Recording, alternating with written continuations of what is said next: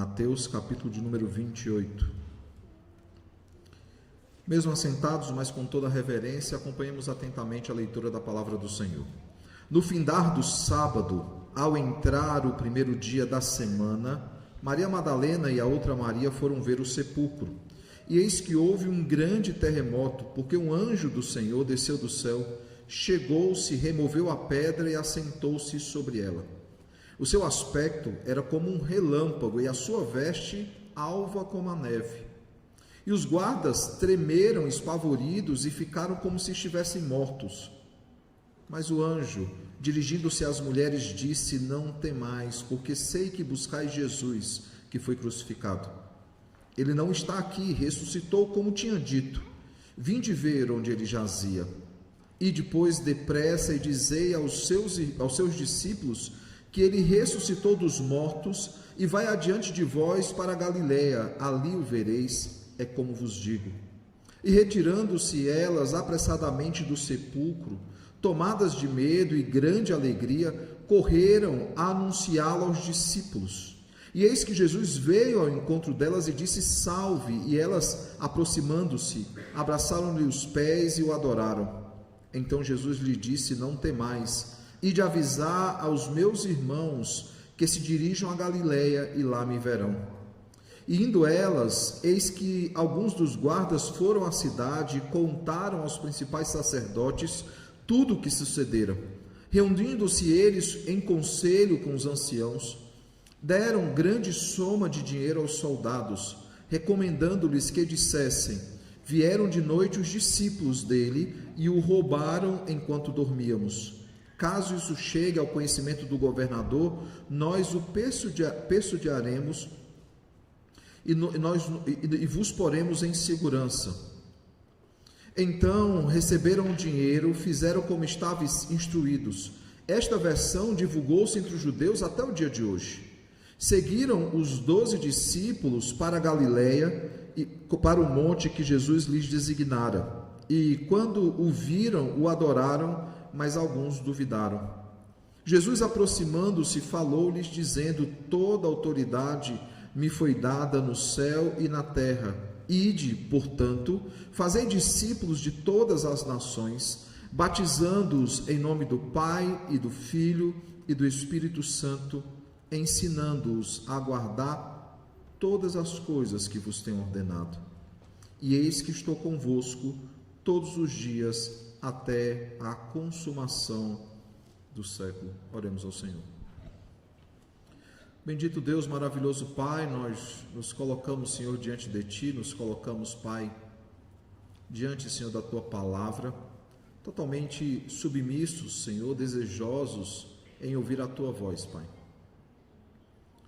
Que seja o doce Santo Espírito, Senhor, a iluminar o nosso entendimento, e Cristo, profeta da igreja, a nos admoestar, nos exortar e nos consolar, não apenas com a promessa que temos diante de nós, de que o Senhor, que Cristo estará conosco até a consumação dos séculos, e que cumpriremos, mediante a ação do Espírito Santo, a missão que nos foi confiada, mas também, Senhor, na plena certeza e na alegria, Senhor, de que Ele ressuscitou, e assim como Ele ressuscitou, Pai, também seremos ressuscitados no último dia. Que essa seja, Senhor, não apenas a grande esperança da igreja, mas uma expectativa constante em nossos corações, a nossa reunião final com o nosso Senhor, com o cabeça da igreja, Cristo Jesus, quando serão então celebradas as bodas do Cordeiro, Pai. Que os nossos projetos, Senhor, os nossos planos, todos eles, Senhor, tenham como alvo, Senhor, esse momento glorioso, esse momento, Pai, onde todas as coisas serão consumadas. Fala-nos, Pai, essa noite mais uma vez, por meio da Tua palavra. Instrui-nos, Pai, capacita-nos para viver a Tua vontade e usa-nos, Pai, apesar de nós, nessa grande comissão que nos foi confiada. Essa é a nossa oração, Senhor, em nome de Jesus. Amém. Irmãos, domingo passado nós meditamos na porção anterior esse texto, nós olhamos para Mateus 27, de 57 a 66, e nós começamos com a frase, né? Eu já vou novamente explicar essa frase, né? Mas a frase que é da cruz para o sepulcro. Hoje nós falaremos do sepulcro ao trono. E no domingo passado, então, nós vimos de forma muito clara por meio ali da crucificação do nosso Senhor e do seu sepultamento, nós vimos mais sobre a providência de Deus, de como Deus ele usa todas as coisas para o louvor da sua glória e para o cumprimento da sua vontade. Nós vimos também mais sobre a incredulidade humana, principalmente retratada ali por meio dos discípulos, dos fariseus, dos escribas, dos sacerdotes, dos religiosos, que ainda conspiravam contra o Senhor, e mesmo conhecendo a promessa de que ele ressuscitaria ao terceiro dia, eles consideram Cristo como um embuste, e diz que ele cometeria outros atos de embusteiro por meio dos seus discípulos, que inventariam que ele havia ressuscitado. É impressionante que mesmo hoje, no texto de hoje, quando advertidos que ele de fato havia ressuscitado, falado sobre a visão, os guardas certamente retrataram a visão da ressurreição do Senhor, ainda assim, a visão do anjo, ainda assim, eles criam histórias e eles mentem, eles compram, para que a sua incredulidade fique ainda mais evidente diante daquilo que eles desejam retratar ao povo. Por fim, nós vimos o cumprimento da promessa, irmãos. Nós vimos que as profecias do Antigo Testamento a respeito da crucificação do nosso Senhor, mas principalmente a respeito do seu sepultamento, todas elas se cumpriram na história. E vimos ainda um outro detalhe importante, irmãos. Nós vimos no domingo passado o ministério de Jesus até a sua humilhação. Hoje nós veremos o início da sua exaltação. E aprendemos então, irmãos, a partir do texto do domingo passado, 3 coisas importantes. A primeira delas é que é preciso, irmãos, nós precisamos crer no seu governo, que de fato ele conduz todas as coisas de forma soberana, ele faz tudo de forma providente, ele faz tudo conforme a sua vontade, nada é acidental. Para nós, aparentemente, parece que as coisas estão fugindo ao controle. Não, ele continua no trono, ele continua governando e nada foge ao seu controle. Segunda coisa que nós aprendemos, irmãos, é que precisamos crer na regeneração. Precisamos crer, irmãos, que a regeneração, né, o ato de nascer de novo, essa ação ela nos prepara para entender e crer nas coisas espirituais. E somente assim nós podemos crer nas coisas espirituais. Não há outra forma. Esse é o diálogo entre Jesus e Nicodemos. Nicodemos que mais uma vez surge na narrativa bíblica. No texto do domingo passado nós vimos que ele, juntamente com José de Arimateia, participa então da preparação do corpo do Senhor, e vimos que ele agora é um convertido, né? O primeiro encontro dele com o Senhor, ele pergunta sobre o que é nascer de novo, e agora nós vemos um Nicodemos nascido de novo, alguém que foi transformado pelo Evangelho e que crê no Senhor. E sem a regeneração, irmãos, nenhum de nós poderá crer no Senhor, porque só consegue discernir de coisas espirituais aquele que nasceu de novo. Terceiro, nós também aprendemos, irmãos, que nós precisamos crer na sua promessa. Promessa essa que tem se cumprido na história, irmãos. Promessa essa que não pode ser frustrada, que não pode ser impedida, irmãos, porque aquele que prometeu é fiel para cumprir. Nada foge ao seu controle. E a pergunta, então, que ficou para a nossa reflexão semanal foi: nós confiamos no Senhor? Nós confiamos no seu governo, nós confiamos na sua ação regeneradora nas nossas vidas, nós confiamos na sua promessa, irmãos. Bem, hoje nós concluiremos então este evangelho e essa série que nós começamos em 2024, 64 sermões, esse é o sermão de número 64, é a nossa maior série até aqui. Antes havia sido Gênesis, né? Nós caminhamos em 57 sermões em Gênesis, e hoje nós concluiremos então essa série de pregações, e permitido o Senhor, no próximo domingo, nós já iniciaremos uma nova, a de Tiago, que inclusive o tema e o texto já estão no boletim de hoje.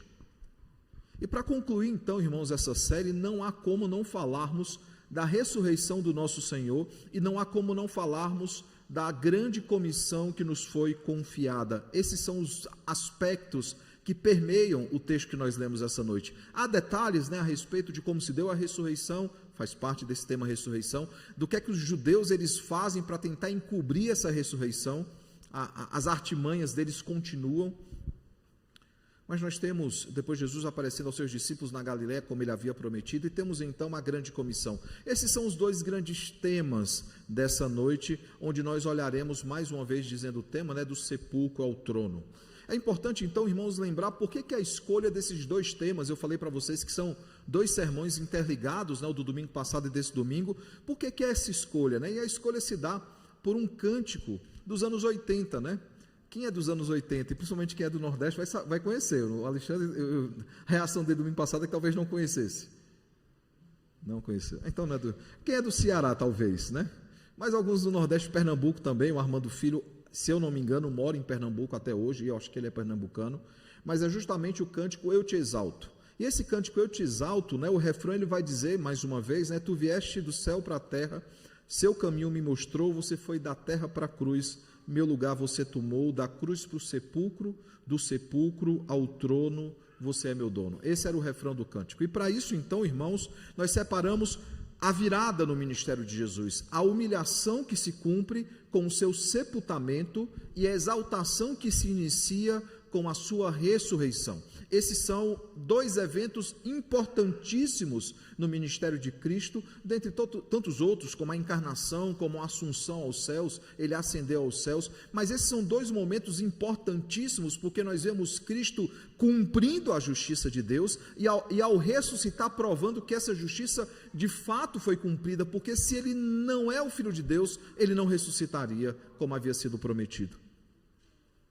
Por isso, irmãos, da cruz para o sepulcro, do sepulcro ao trono, deve ser a nossa palavra-chave, a nossa frase-chave, em momentos quando nós falamos sobre a nossa fé. Lembrando que a humilhação, ela tem quatro estágios importantes: a encarnação, que é a sua primeira vinda, os sofrimentos que ele passa, não apenas ao conviver com pecadores, mas os próprios sofrimentos que fazem parte da chamada via dolorosa, a sua crucificação, né, consequentemente a sua morte, como sofrimento a crucificação, levando ao terceiro estágio, que é a sua morte, e o seu sepultamento. E é importante perceber então, irmãos, que vai seguir o caminho contrário à sua exaltação. Se a sua humilhação passa por esse processo da sua vinda, dos seus sofrimentos, da sua morte e do seu sepultamento, a sua exaltação segue o caminho contrário. Da morte, ele ressuscita. Depois ele ascende aos céus, retornando ao Pai, e ele fica então à destra do Pai, que é o terceiro estágio. Segundo a ascensão, o terceiro estágio está à destra do Pai, provando que de fato ele é o Filho de Deus. E finalmente nós temos o quarto estágio da sua exaltação, que é o seu retorno. E aí ele volta para cá, para o nosso encontro, na sua segunda vinda. Perceba como Deus ele trabalha de forma perfeita. Olhando então especificamente, irmãos, para o texto, após essa breve introdução, é importante perceber como é que começa então o texto. Ele começa exatamente de onde ele parou no texto passado. Ele fala: no findar do sábado, ao entrar o primeiro dia da semana, ou seja, estamos aqui no domingo. É por isso que a igreja ela não guarda mais o sábado, ela guarda o domingo, porque é o momento onde Deus ele descansa da obra da redenção. E lembrem, irmãos, nós já tivemos uma aula sobre isso, pelo menos no Catecúmenos, né? Quem não assistiu, depois me peça, eu posso compartilhar com os irmãos, porque é que nós guardamos o domingo como o dia do Senhor e não o sábado. E ao olharmos então para o motivo da guarda, nós veremos que no Antigo Testamento ele apontava para duas obras da Trindade. Ele apontava para a criação e para a libertação do cativeiro do Egito. E por isso eles descansavam aos sábados. Mas já com o domingo, irmãos, esse dia ele é atualizado. A Trindade mais uma vez descansa da sua obra, mas agora ela descansa da obra da redenção da criação e da libertação também de um cativeiro não físico, mas espiritual. E no findar de todas as coisas, nós teremos o sábado eterno, que é a eternidade com o Senhor, o descanso eterno com o nosso Deus. E nesse descanso eterno, a Trindade, ela descansa, né, sempre de forma figurativa, ela descansa da consumação final e da redenção final da criação, da libertação do cativeiro que a criação foi posto e da libertação final da morte, quando a morte física não terá mais poder sobre nós. A morte espiritual já não tem, com a vitória na cruz, mas agora a morte física não terá mais poder sobre nós. Perceba como Deus, de forma didática, trabalha sempre sobre a mesma coisa. Não é à toa que, ao falar sobre a eternidade, né, e sobre aqueles que não estarão na eternidade com o Senhor, a palavra diz: e eles não entrarão no meu descanso, que é o significado da palavra Shabat, ou da palavra Sabaton no grego. É justamente essa palavra que aponta para o nosso descanso no Senhor, porque Ele fez aquilo que nós não poderíamos fazer. ou fazendo uma citação aqui a Isaías 53, e ele verá o fruto do seu penoso trabalho e ele ficará satisfeito. É domingo, irmãos. Nesse domingo muitas coisas vão acontecer. Ele encontrará com seus discípulos, ele comissionará os seus discípulos, ele celebrará a primeira ceia. Lucas 24 nos registra isso, que a primeira ceia foi celebrada após a ressurreição, no domingo, com os 2 discípulos de Emaús. Muitas coisas acontecerão nesse dia, e é domingo, isso é um fato. E após o sábado, então, irmãos, na madrugada do domingo, o texto nos diz que mulheres fiéis, especialmente, ele vai citar 2 nomes, Maria Madalena e a outra Maria, e aí se discute se não é, por exemplo, a Maria, a mulher de Alfeu, né, mãe de José e Tiago.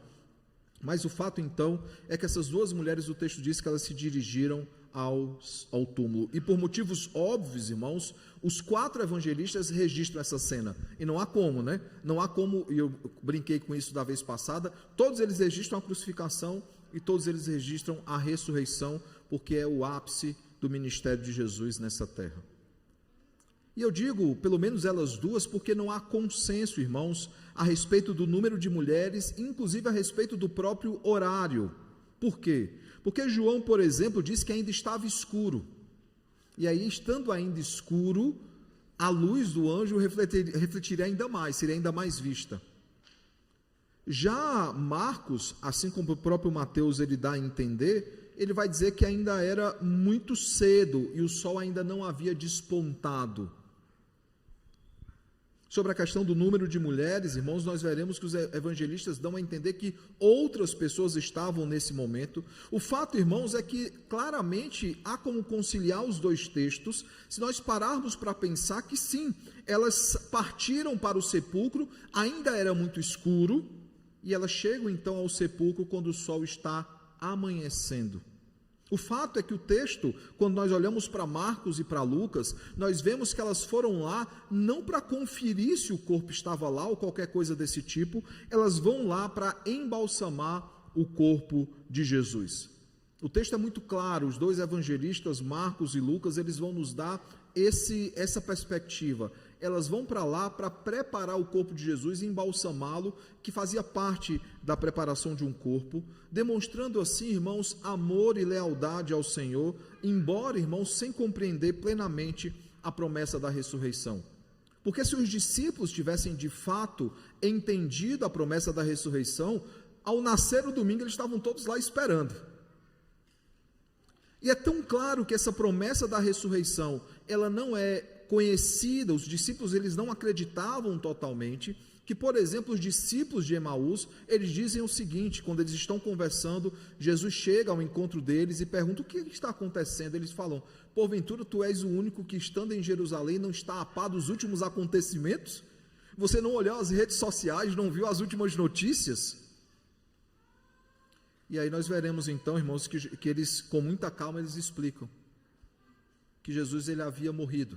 E ele falou assim: ele era um homem poderoso em obras, em palavras. Nós achávamos que ele era o Cristo, mas ele morreu e já é o 3º dia, ele ainda não ressuscitou. Veja, irmãos, que eles citam a promessa, mas eles não acreditam na promessa. E eles continuam dizendo: é certo que algumas mulheres viram ele ressurreto, alguns discípulos também noticiaram que ele foi visto, mas nós não temos certeza disso. O texto que nós lemos essa noite, olhando também para os outros evangelhos, nós vemos, irmãos, que por mais que alguns, após verem Cristo, creem, outros vêm a duvidar. E claro, o caso mais emblemático é o de Tomé, que ele precisa tocar para ver. Eu não acho que a ênfase de João é essa. A ênfase de João, na verdade, é mostrar que de fato ele ainda era de carne e osso, ele ressuscitou em corpo, ao contrário dos que os gnósticos ou docetistas diziam a respeito do assunto. Mas o fato, irmãos, é que nem todos de fato criam ou haviam entendido a promessa da ressurreição. O fato, irmãos, é que Marcos nos diz outro detalhe importante, que no caminho das mulheres até o sepulcro, Marcos 16:3, elas estavam se perguntando o seguinte: e quem é que vai remover a pedra? Nós precisamos embalsamar o nosso Senhor, mas quem vai mover a pedra? Quem vai tirá-la de lugar, porque é pesada, não era uma pedra comum, era uma pedra muito grande para fechar o buraco, né? A porta que havia sido aberta naquela rocha. Quem vai mover a pedra? Mas Marcos, ele traz essa informação no capítulo 16 ainda, no verso 4, o seguinte: que ao chegarem lá, elas encontraram a pedra já removida. Mateus, no texto de hoje, ele nos mostra, irmãos, que isso ocorreu por uma ação divina. O texto nos diz que houve um grande terremoto, o versículo de número 2, e que não apenas isso, um anjo que desceu do céu, ele removeu a pedra e ele se assentou sobre essa pedra. Para que não parecesse, irmãos, que foi apenas um mero evento sísmico, né, que o chão tremeu e a pedra se soltou, a ideia que dá é o seguinte: o tremor faz com que aquele selo, que nós vimos no texto passado, fosse quebrado. E após ser quebrado o selo, e o anjo poderia facilmente quebrar esse selo, o próprio anjo, ele afasta a pedra, ele remove a pedra e ele se senta sobre essa pedra. Essa é a cena, irmãos, que as mulheres elas veem quando elas chegam lá no sepulcro. E é claro, irmãos, o terremoto, se nós olharmos outros textos bíblicos, ele normalmente está associado a uma manifestação divina. Se nós olharmos para Mateus 27:51, na própria crucificação nós vemos que há um grande tremor, há um terremoto também. Êxodo 19:18, por exemplo, também associa a uma ação divina. Apocalipse 6:12 também ele aponta para uma ação divina, simbolizando então a ação poderosa do Senhor, que não tem controle apenas sobre algumas coisas, mas todas as coisas, inclusive sobre a terra, sobre eventos que acontecem na terra, até mesmo eventos naturais ou mesmo sobrenaturais. É isso que nós vemos, por exemplo, Cristo ordenando que a tempestade se acalmasse e ela se acalmou. E a pergunta lá de Marcos é: quem é este que até as tempestades obedecem à sua voz? Os guardas, então, irmãos, o texto nos diz que eles foram tomados de medo, eles ficaram espavoridos, e eles ficaram como mortos, é isso que o versículo de número 4 nos diz. Evidenciando assim, irmãos, a inutilidade da oposição humana. Não há ninguém que consegue se opor ao Senhor. Diante da glória de Deus, todos caem no chão. Isso é uma menção clara ao Salmo de número 2, versículo de número 4. E a remoção da pedra, irmãos, não é para permitir que o Senhor saia do sepulcro, mas para que as testemunhas vejam que ele não está mais lá. Porque lembra, irmãos, ao encontrar com os discípulos, ele vai ao encontro dos discípulos no local que está fechado e ele entra nesse local. Então alguns acham, precisa tirar a pedra para que Jesus saia. Não, ali é para provar que o corpo não está lá. Que o corpo, de fato, ele não está mais naquele lugar. E quem faz essa menção muito clara, irmãos, é João, no capítulo 20, versículos 19 a 20, né? 19 a 26, perdão, quando ele deixa bem claro no 19 e no 26, qual era o propósito daquela pedra ter sido removida. É interessante João, inclusive, só abrindo aqui um parêntese, João, quando ele se refere no texto que nós lemos na abertura dessa liturgia, quando ele se refere à ressurreição do nosso Senhor, ele vai dizer para que se mostrasse, né, para que se cumprisse por meio da ressurreição, que de fato ele morreu pelos nossos pecados. E é interessante que Paulo ele dá essa ênfase em 1 Coríntios 15, né, que a ressurreição de Cristo é o motivo da nossa esperança e que sem a sua ressurreição nós somos os mais infelizes dos homens e não há esperança para nenhum de nós. João certamente, ao olhar para 1 Coríntios 15, ele pega essa ideia, diferentemente dos outros discípulos que não fazem essa menção tão enfática de que a sua ressurreição é o cumprimento da promessa do Senhor e é o motivo da nossa esperança. João faz questão de ressaltar isso, sendo o último grande escritor das Escrituras, o último a registrar não apenas a vida do Senhor, mas as promessas que o Senhor nos faz por meio de Apocalipse e as ordens que ele nos dá por meio das 3 cartas que ele escreve. O fato, irmãos, é que a ressurreição, ela é uma obra do Deus Trino. Romanos, capítulo 6, versículo 4, diz que é uma obra do Pai. Romanos 8:11 diz que é uma obra do Espírito, e João 10:18 diz que é uma obra do Filho. Todo Deus Trino coopera e age na ressurreição do Filho de Deus, para que se cumprisse então, não apenas a promessa que nos foi feita, mas para que ficasse claro que o escrito de dívida que constava sobre nós foi totalmente liquidado, e assim não há condenação para aqueles que estão em Cristo Jesus. Voltando aqui para o texto, irmãos, Mateus então 28, versículos 5 e 8 dirá o seguinte: o anjo dirigindo-se às mulheres, disse: não temais, porque sei que buscais Jesus, que foi crucificado. Ele não está aqui, ressuscitou, como tinha dito. Vinde ver onde ele jazia. As mulheres, então, irmãos, são convidadas pelo anjo a verificarem que o túmulo, de fato, ele está vazio, que não há ninguém lá. A única coisa que nós vemos, irmãos, é que as faixas que cobriram, que enrolaram o corpo do nosso Senhor, elas foram colocadas, como João registra no capítulo 20, no versículo 7, elas foram colocadas à parte, evidenciando que não houve o roubo do corpo. Porque quem que ao roubar o corpo se preocupa em tirar a faixa, dobrar e guardar?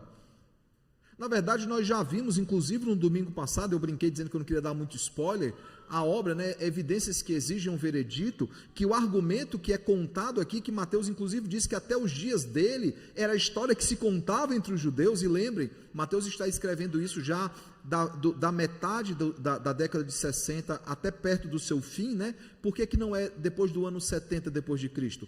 Porque o registro da destruição do templo não está lá. E aí nós vemos então que Mateus ele diz o seguinte: essa é a história que se encontra, veja o versículo 15, eles recebendo o dinheiro fizeram com que estavam instruídos. Essa versão divulgou-se entre os judeus até o dia de hoje, ou seja, até Mateus registrar esse texto, essa era a versão que se contava entre os judeus. E aí o Josh McDowell, olhando para esse texto, então ele vai dizer, olhando para esse aspecto, ele vai dizer o seguinte: bastava, irmãos, morrer 2 ou 3 discípulos, e o quarto ou o quinto entregaria o corpo do Senhor. Quem é que morreria por uma mentira? Talvez se nós combinássemos uma história entre nós do conselho, aí o Walter morria, o Alexandre morria, chegasse em mim, falei, espera aí, eu vou dizer onde é que está o corpo. Não precisa me matar. Oi? Os dois foram fiéis, Na mentira, tendo o corpo, Tendo o corpo, eu falei, espera aí, eu vou dizer onde é que está o corpo. Mas isso não tinha como acontecer, irmãos, porque de fato ele ressuscitou. As evidências apontam para isso. Até mesmo a possibilidade dos soldados, que é uma das histórias que se contavam naqueles dias, terem escondido o corpo para que ele não fosse roubado pelos discípulos, para que o corpo não seja roubado, nós roubaremos antes. Bastava colocar esse corpo numa carroça, em qualquer outro local visível, caminhar com esse corpo dentro de Jerusalém, ou expô-lo em um local bem público, e aí, irmãos, qualquer história ela não prosperaria. Não, os evangelistas fazem questão de apontar para evidências que exigem um veredito, eles apontam para aspectos que provam não apenas que ele de fato morreu. Lembrem que o corte que é feito com a lança ao lado, nós temos pelo menos 2 aqui, temos um médico, eu estou com um médico aqui à minha frente, tem gente da área de enfermagem aqui, 2 alunos estão se preparando aí para a medicina. Vão entender isso, irmãos, o tipo de corte que Jesus sofre, e a água com sangue que sai é falência do coração. Não está mais circulando sangue nesse corpo. Então, os evangelistas não apenas apontam a evidência que de fato ele morreu, porque alguns poderiam dizer, não, ele fingiu a própria morte. Essa era uma explicação que alguns tentavam dar para, por exemplo, Lázaro. Por mais que ele tenha sido ressuscitado ao 4º dia, que já era além do limite. O limite era o 3º dia, para a pessoa aparecer viva ou não. E mais do que isso, irmãos, lembrem, e nós ainda aprofundaremos nesse texto, que não apenas Jesus ressurreto ele foi visto, mas outros ressurretos, que haviam sido ressuscitados no momento da crucificação, eles são vistos dentro da cidade. Essa é a ênfase que nós vemos, irmãos, quando fala, veja, o capítulo 27, versículos 52 e 53 diz o seguinte: abriram-se os sepulcros e muitos corpos de santos que dormiam, ou seja, estavam mortos, ressuscitaram, versículo 53, e saindo dos sepulcros, depois da ressurreição de Jesus, entraram na cidade santa e apareceram a muitos. Jesus não é o único ressurreto que apareceu. Como é que eles poderiam explicar esses outros corpos que estavam andando, que estavam vivos e conversando com outras pessoas? O fato, irmãos, é que há muitas evidências para a sua ressurreição. Voltando então às mulheres, irmãos, no versículo 7, elas receberam a missão de anunciar aos discípulos que Jesus havia ressuscitado, e mais, que ele se encontraria com eles na Galileia. E aí é interessante, irmãos, porque Jesus não precisava ter dito essa informação. Sim ou não? Sim ou não? Por que ele precisa dizer que vai para a Galileia? Ele não precisa dizer, irmãos. Por que ele não precisa dizer? Porque no capítulo 26, no versículo 32, ele dirá o seguinte aos seus discípulos. Mateus 26, versículo 32, ele dirá o seguinte.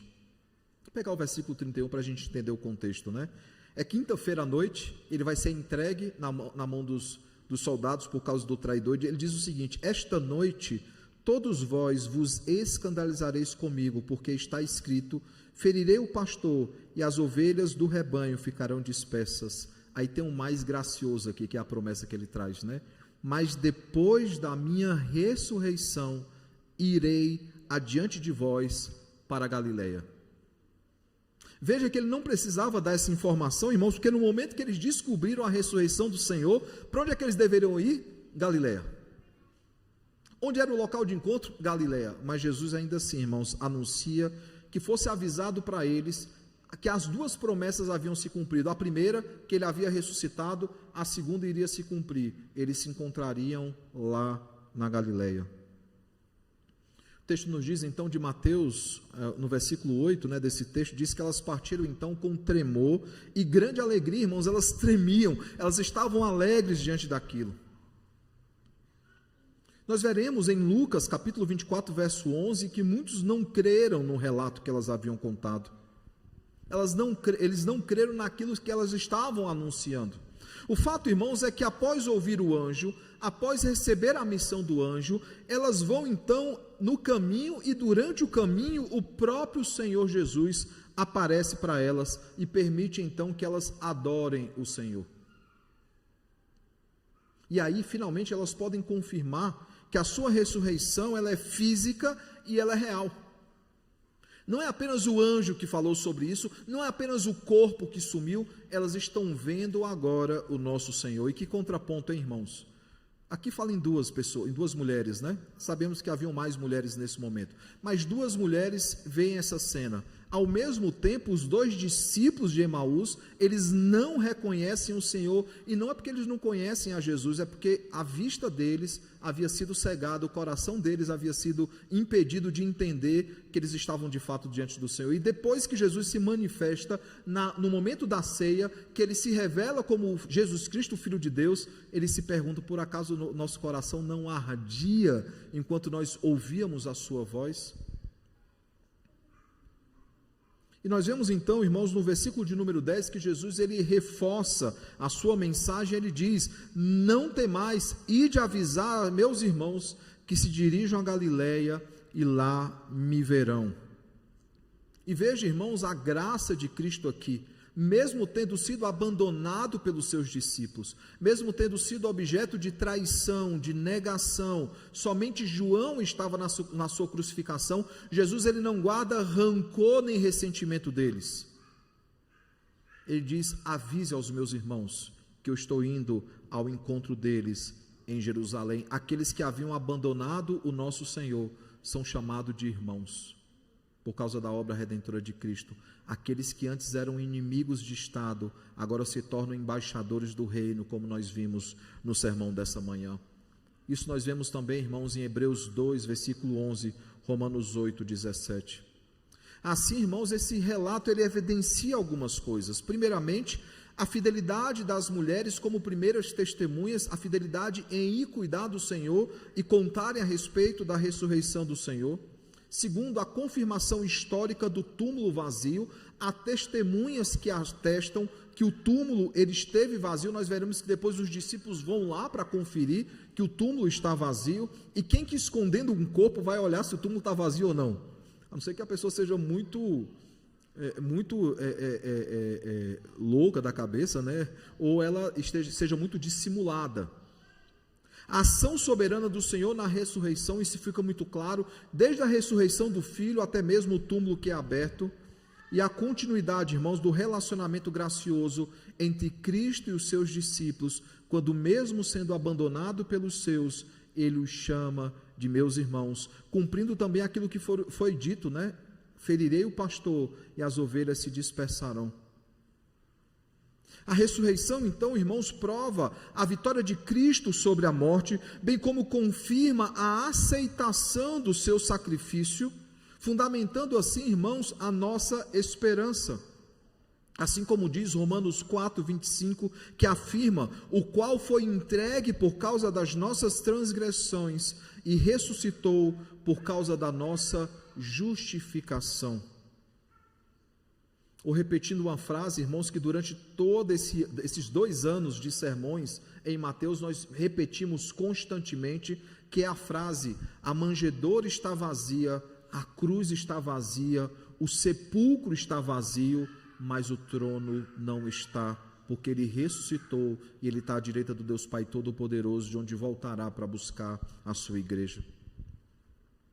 Continuando aqui, irmãos, nós temos uma outra cena no texto dessa noite. E essas cenas serão mais rápidas, porque elas não são o nosso objeto, a nossa ênfase essa noite. Os guardas, então, que haviam caído desacordados por causa do medo que eles tiveram do anjo, eles foram então contar o que acontecia aos principais sacerdotes, e nós vemos aqui o texto no versículo 11 ao versículo 15, quando eles são então subornados para contarem uma outra história, né? Quando eles são subornados para contar que os discípulos haviam então, durante a noite, roubado o corpo enquanto eles dormiam. E quem não entende, irmãos, a legislação romana daqueles dias não vai entender por que é que eles precisavam persuadir Pilatos, para que eles não fossem punidos. Um guarda não pegava no sono. Não é isso, capelão? Conheci uma pessoa em Fortaleza que ele pegou no sono, naquelas guaritazinhas, aquelas guardas que tem nos muros dos quartéis, a arma dele caiu e disparou sozinha. Foi um BO para aquele recruta. Um guarda não pega no sono. Um guarda, ele não dorme. Se ele dorme, ele morre. Por isso que ele diz o seguinte, versículo 14: caso isso chegue ao conhecimento do governador, nós iremos então persuadi-lo e vos poremos em segurança. Como eles fariam isso, ninguém sabe. Eles não podiam contar para Pilatos que Jesus de fato havia ressuscitado. E lembre, irmãos, Pilatos está muito inclinado a crer no Senhor. É isso que nós vemos no texto, diante de vários elementos que vão sendo apresentados. E o texto diz no versículo 15, então, irmãos, que eles receberam o dinheiro. E ao receber então o dinheiro, irmãos, eles fizeram o que estavam sendo instruídos. E aí o texto conclui dizendo o seguinte, irmãos: eles recebendo o dinheiro, fizeram como estavam instruídos. E diz mais, esta versão divulgou-se entre os judeus até o dia de hoje. Finalmente, irmãos, nós temos a última cena dessa noite, quando Jesus, ele finalmente encontra com seus discípulos lá na Galiléia, como ele havia previsto, que após a sua ressurreição, iria adiante deles para a Galiléia. Eles se encontram.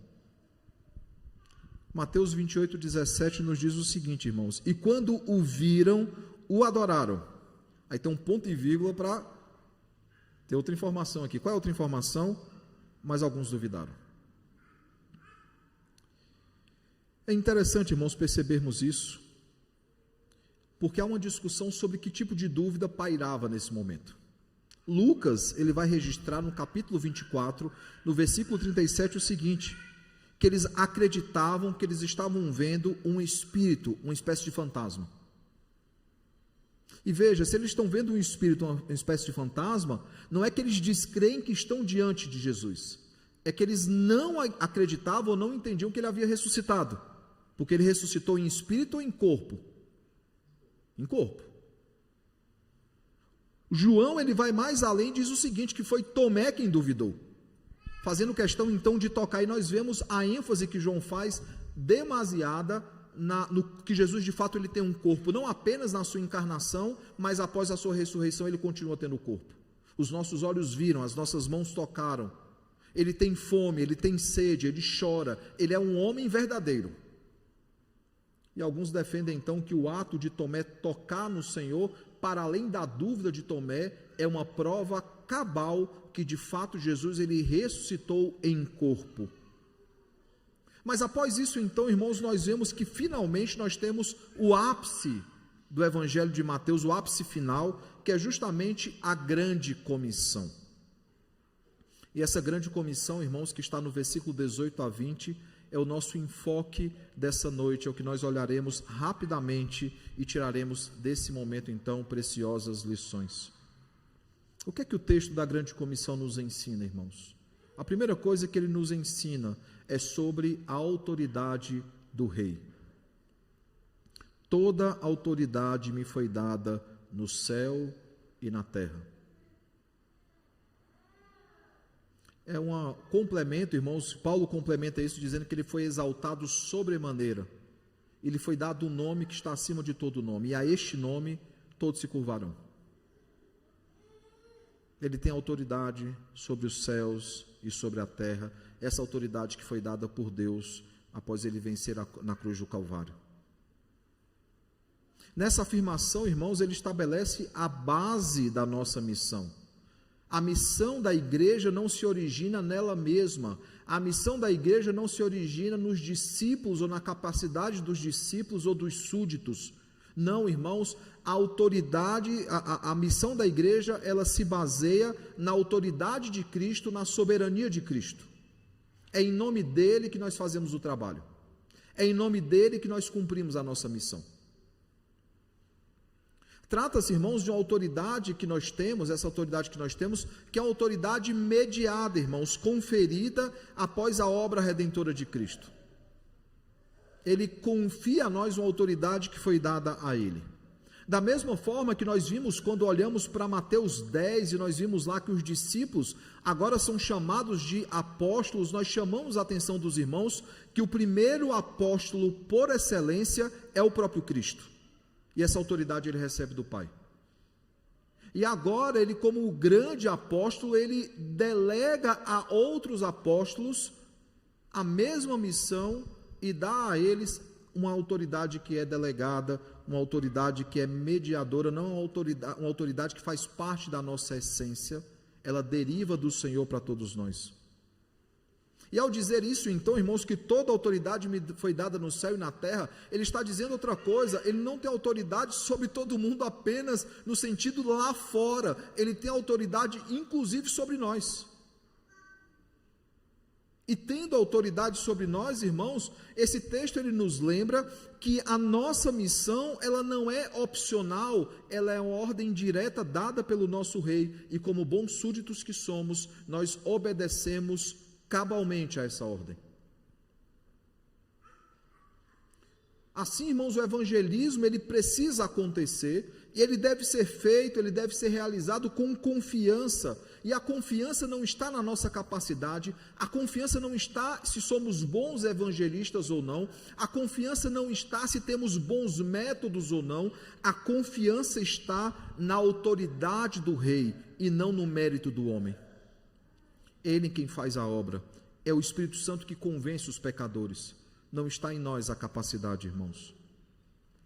A igreja deve submeter todas as suas práticas, toda a sua agenda, todo o seu planejamento à autoridade de Jesus, evitando assim, irmãos, pragmatismos, ativismos e distorções da missão. Nós trabalhamos em nome do nosso Rei. Nós não somos, irmãos, senhores de nós mesmos. Nós não somos, irmãos, embaixadores do nosso próprio reino ou donos da igreja. Não, a igreja só tem um dono, e esse dono é Jesus Cristo, o cabeça do corpo. Cristo, irmãos, ele é o nosso Rei. Ele é Senhor dos céus e da terra, Ele nos deu uma ordem, Ele nos deu uma promessa que são bem claras. A ordem é: ide pregar o Evangelho, fazei discípulos entre todas as nações, e a promessa é: eu estarei convosco até a consumação dos séculos. Mas esse texto não fala apenas sobre a autoridade do rei, irmãos. No versículo 19 e 20 nós temos então o nosso chamado. E esse chamado é um discipulado integral. Veja o que é que ele diz: ide, portanto, fazei discípulos de todas as nações, batizando-os em nome do Pai, do Filho e do Espírito Santo, ensinando-os a guardar todas as coisas que vos tenho ordenado. É um discipulado integral, irmãos. A vida cristã, ela não encerra a preparação nossa, não encerra na classe de catecúmenos. Nós precisamos continuamente ser discipulados, aprender mais sobre as Escrituras. E veja que o modelo usado aqui em Mateus, ele é muito parecido com o modelo de Deuteronômio capítulo 6, versículo 1 ao versículo 9, que diz que eles tinham que inculcar no coração dos filhos, na mente dos filhos, a palavra do Senhor, a lei do Senhor. Eles deviam fazer isso ao levantar, ao deitar, enquanto comiam, enquanto andavam, constantemente eles estavam discipulando. Nós temos constantemente lançado aqui o desafio, queremos organizar junto ao nosso presbitério um congresso, daquele Minha Cidade para Cristo, para ver se a gente arregimenta mais pessoas, mas nós temos lá na nossa secretaria, irmãos, kit de discipulado para discipularmos mais de 200 pessoas. E temos encorajado a igreja para que aprenda a usar o conteúdo, o material e discipule pessoas no seu trabalho. E a gente sempre brinca com isso, nós temos às vezes metas muito altas, Eu quero discipular fulano, escolhe uma pessoa para discipular por ano, para acompanhar, para viver junto com ela no sentido de caminhar junto, de explicar a Bíblia para ela. Há muitos, como o etíope, como o eunuco, que está ali na estrada de Gaza, a caminho da sua casa, e quando inquirido por Filipe, a respeito de Isaías, do texto de Isaías, ele pergunta: você entende o que você está lendo? A resposta dele é: como é que eu posso entender se não há quem me explique? Esse é o papel do discípulo de Cristo que constitui novos discípulos do Senhor. É isso que um discipulador ele faz.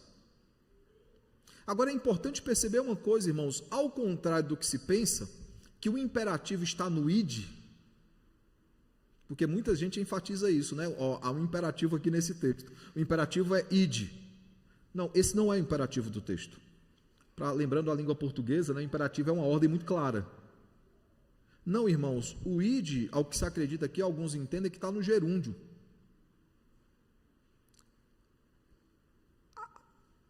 O grande imperativo desse texto é fazer discípulos. Como é que nós fazemos discípulos? O texto nos diz, irmãos, indo, batizando, ensinando. É assim que nós fazemos discípulos. Claro que nós entendemos que essa ordem de batizar que recai sobre os apóstolos, não recai sobre todo membro, Hoje é uma função privativa do ministro batizar novos membros. Mas perceba que há um modus operandi aqui muito claro, irmãos. Nós trazemos pessoas para a igreja, elas são batizadas, a vida cristã dela acabou aí? Não, elas continuam sendo ensinadas a guardar tudo aquilo que o Senhor nos ensinou. A nossa missão, irmãos, não acaba com a conversão de eleitos, ela continua na santificação deles via discipulado. Nós somos instrumentos nas mãos do Redentor. Logo, um discipulado ele precisa ser contínuo, ele precisa ser baseado na palavra e na obediência a Cristo, como nós vemos em João 14,15. Assim, irmãos, o nosso chamado é constituído nisso, em discipular pessoas, em trazer novos discípulos para Jesus. Isso nos leva, irmãos, à conclusão de que a prioridade da igreja deve ser no ensino sólido e não na superficialidade doutrinária. E quantas igrejas hoje têm abandonado as suas escolas dominicais e os seus cultos de doutrina, os seus cultos de oração? Todas essas atividades, infelizmente, em muitas das nossas igrejas pelo Brasil, estão em declínio. Muitas igrejas não têm mais escola dominical, não têm mais culto de doutrina. E percebe, irmãos, como o tempo ele é pouco. Vocês passam a semana toda sendo bombardeados por vários tipos de informação, por vários tipos de coisa, no seu local de trabalho, no seu local de estudos, pela mídia, pelas redes sociais, vocês estão sendo bombardeados 24 horas por dia. Aí o pastor às vezes tem um momento do púlpito para corrigir esses equívocos, a escola dominical que dura 50 minutos, 55 minutos, e o culto de doutrina que tem 1 hora, 1 hora e meia. Lembrando aos irmãos que toda quarta-feira, de forma online, nós temos tido encontros doutrinários e tem sido muito produtivo. A prioridade da igreja, irmãos, deve ser em se aprofundar nas Escrituras e não numa superficialidade teológica. Por fim, irmãos, nós não apenas aprendemos sobre a autoridade do rei, sobre o nosso chamado, mas há uma promessa nesse texto. Esse nosso chamado, ele não é feito apenas por meio da autoridade de Cristo, mas ele é feito mediante o auxílio de Cristo. Versículo 20, no final, Cristo diz: deixa outra promessa dizendo: e eis que estou convosco todos os dias até a consumação do século.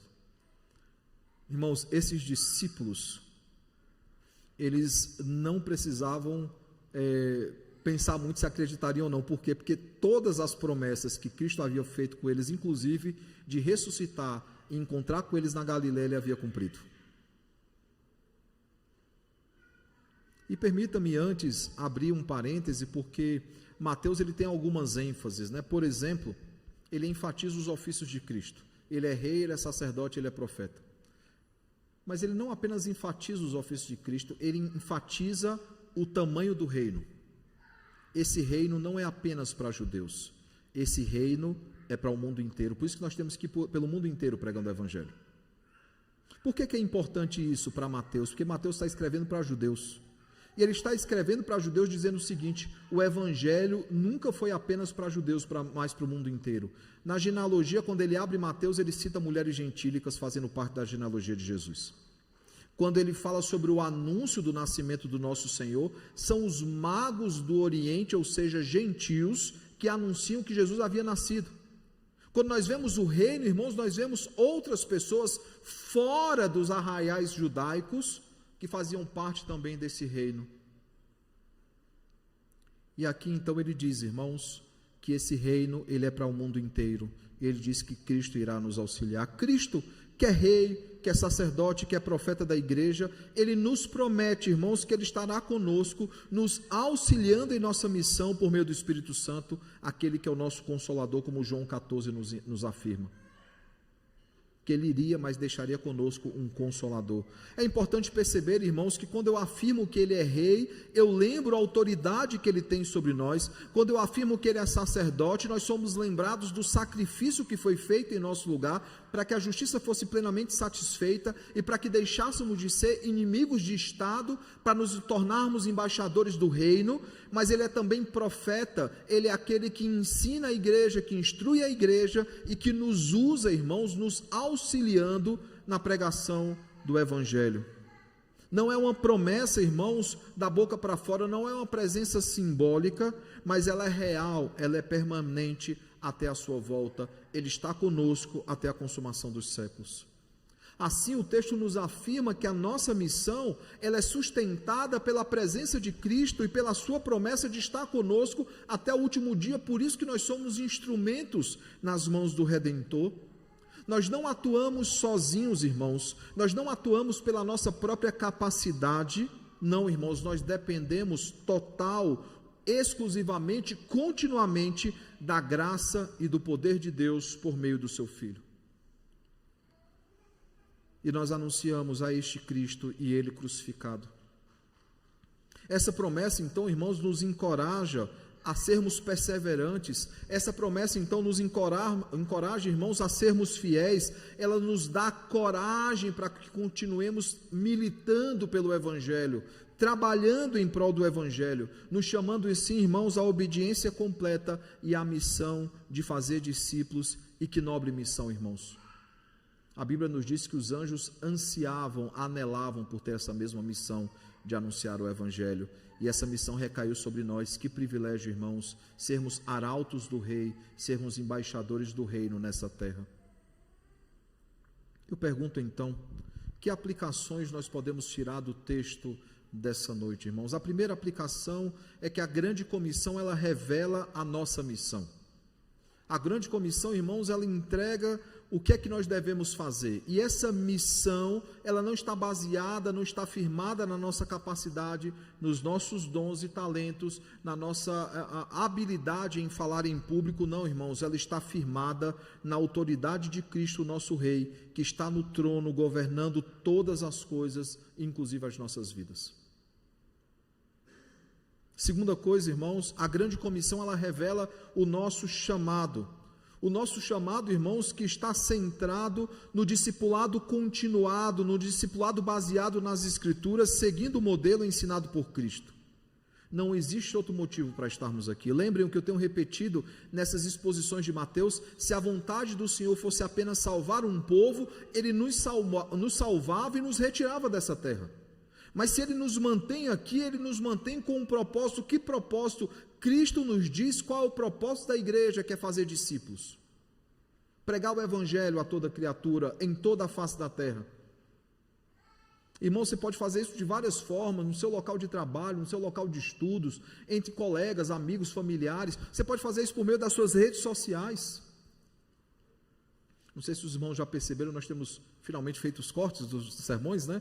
Nós temos publicado no canal da nossa igreja, no Instagram da nossa igreja. Só você pegar aquela mensagem, você replicar nos seus stories, já ajuda bastante para que outras pessoas conheçam o evangelho.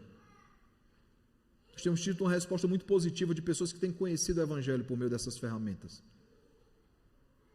Não existe desculpas, irmãos, para nós não pregarmos o evangelho. Se parar para pensar, nós perdemos tempo com tantas coisas que não são importantes, que não têm valores eternos.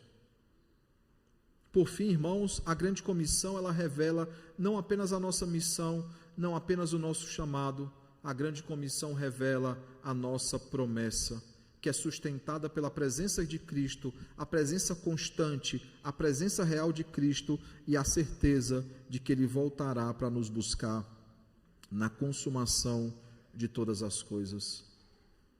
Ele deixou aqui um povo, Ele constituiu aqui um povo, e esse povo Ele prometeu que voltará para buscar, para que habite em novos céus e nova terra. Finalmente eu pergunto uma última vez, a partir de Mateus, do Evangelho de Mateus, eu pergunto pela última vez: nós cumprimos nossa missão, irmãos? Nós temos cumprido a nossa missão, o nosso chamado, tendo os nossos olhos firmes na promessa do nosso Senhor? Que o bom e eterno Deus, irmãos, nos ajude, como discípulos que somos, súditos que somos, que Ele nos ajude também a fazer discípulos. E nós fazemos discípulos, irmãos, firmados na autoridade de Cristo. Nós fazemos discípulos, irmãos, centrados no discipulado e sustentados pela promessa do nosso Senhor, que diz que estará conosco até a consumação dos séculos. Que o Senhor nos ajude a confiar nessas coisas, que Ele nos ajude, irmãos, a proclamar o Evangelho com fidelidade, a proclamar o Evangelho com confiança, a proclamar o Evangelho com perseverança, porque este é o motivo de nós estarmos aqui. Quando Jesus então sai do sepulcro, Ele vai para o trono, Ele, com essa autoridade que Ele tem, Ele nos dá uma missão muito clara, que nós precisamos fazer discípulos entre todas as nações. Que o Senhor nos ajude, irmãos, a sermos fiéis, a sermos perseverantes, confiando na promessa do Senhor, que façamos discípulos, irmãos. Se até hoje você nunca evangelizou ninguém, se até hoje você nunca fez um discípulo para Jesus, a partir de hoje, irmãos, reveja os seus conceitos. Um discípulo, ele imita os passos do seu mestre, e a coisa que Jesus mais fez nessa terra foi constituir discípulos. Por isso nós precisamos, irmãos, à semelhança de Jesus, fazermos discípulos nessa terra, que Ele nos ajude a cumprirmos o nosso papel e a grande comissão que Ele nos confiou.